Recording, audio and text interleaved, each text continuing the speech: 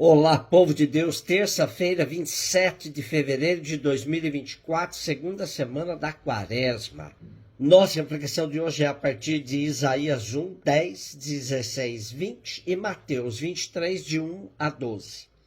Ouvi a palavra do Senhor, magistrados de Sodoma, prestai ouvidos ao ensinamento do nosso Deus, povo de Gomorra. Lavai-vos, purificai-vos, tirai a maldade de vossas ações de minha frente. Deixai de fazer o mal, aprendei a fazer o bem. Procurai o direito, corrigi o opressor, julgai a causa do órfão, defendei a viúva. Vinde, debatamos, diz o Senhor. Ainda que vossos pecados sejam como púrpura, tornar-se-ão brancos como a neve. Se forem vermelhos como carmesim, tornar-se-ão como lã.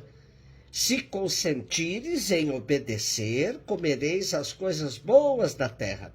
Mas se recusardes e vos rebelardes, pela espada sereis devorados, porque a boca do Senhor falou.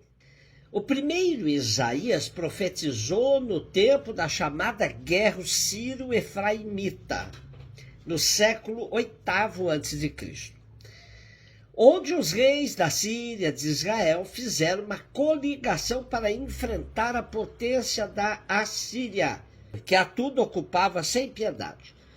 Os reis de Judá, primeiro Joatão, depois Acás, se recusaram a participar desta coligação. O primeiro Isaías exerce seu ministério profético exatamente quando Acás está sofrendo uma pressão enorme para tomar uma decisão, ou seja, ou se alia aos reis da Síria de Israel, ou faz aliança com a Assíria para se defender da coligação. O profeta vai lembrar da necessidade da fidelidade ao Deus de Israel, com quem o povo tinha feito um juramento. Deixai de fazer o mal, aprendei a fazer o bem, procurai o direito, corrigi o opressor, julgai a causa do órfão, defendei a viúva. São indicações bem precisas que o profeta faz. Se Israel quer merecer a compaixão do Senhor, obedecendo ao Senhor, eles terão fartura. Desobedecendo, serão devorados pela espada.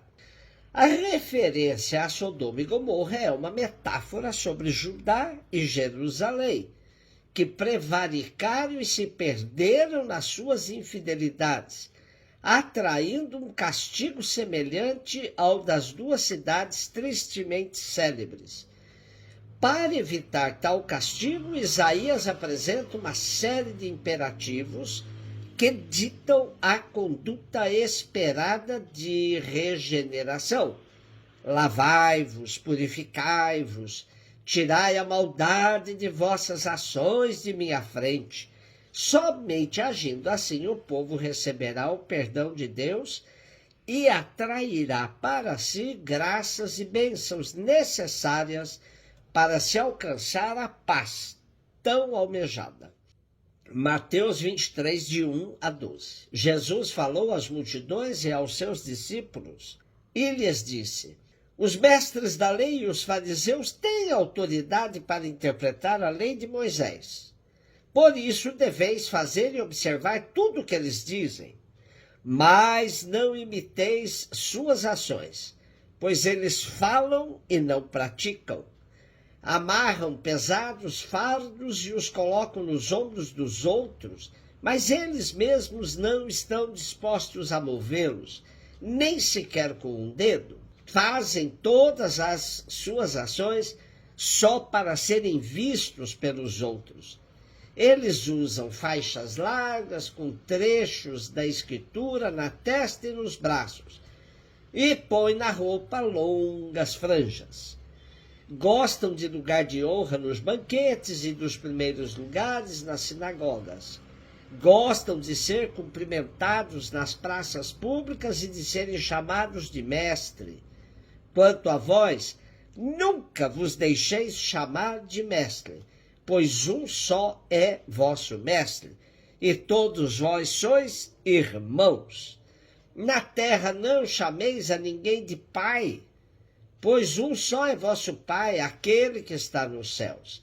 Não deixeis que vos chamem de guias, pois um só é o vosso guia, Cristo. Pelo contrário, o maior dentre vós seja aquele que vos serve. Quem se exaltar será humilhado, quem se humilhar será exaltado. Lendo o capítulo 23 de Mateus, nem podemos imaginar que nesse mesmo evangelho temos a frase: eu vim somente para as ovelhas perdidas da casa de Israel. Percebe-se que desde o começo a narrativa de Mateus tenta convencer os judeus de que Jesus é o Messias esperado, o Filho de Deus que devia vir ao mundo. Porém, quando chegamos ao capítulo 23, é outro o tom. Dá a impressão de que se desistiu mesmo de se dirigir aos judeus, pois eles recusam o tempo todo o projeto de Jesus. Assim, chega-se a um ponto de exaustão. Os compatriotas de Jesus são por demais hipócritas, não deixando margem para qualquer esperança de mudança. Jesus vem enfrentando escribas e fariseus com muita frequência. E no nosso texto de hoje, de maneira mais clara e impossível, lhes desmascara a incoerência, a hipocrisia, a ostentação e vanglória, dirigindo-lhes uma série de 7 ai de vós, que desembocarão no sentido de um forte lamento sobre Jerusalém.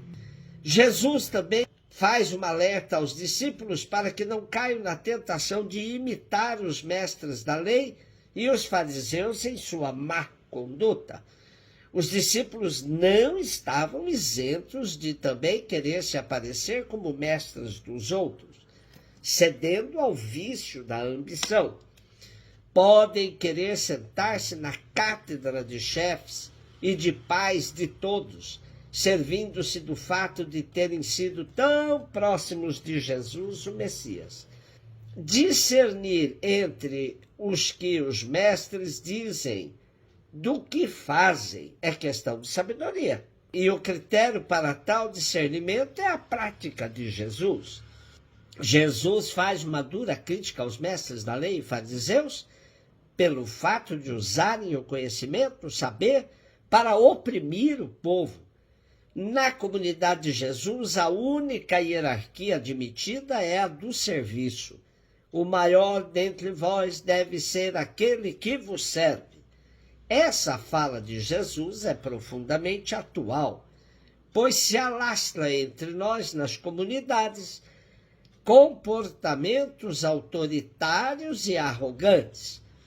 É triste ouvir de uma liderança comunitária: aqui quem manda sou eu. Precisamos urgentemente voltar a Jesus e nos espelhar no seu comportamento. Sua autoridade vinha de sua profunda coerência entre o que vivia e o que ensinava. No mundo civil também isso não é admissível, mas se entende porque muitos mandatários não têm compromisso com o serviço e até se perdem no exercício do poder. Porém, no meio dos cristãos, isso não é tolerável. Jesus, em outra passagem, já nos disse: entre vós não deverá ser assim. Quem exerce o poder de forma autoritária deve se sentir incomodado com o evangelho de Jesus. Neste contexto, soa como alerta: quem se exaltar será humilhado, quem se humilhar será exaltado. Um beijo no seu coração.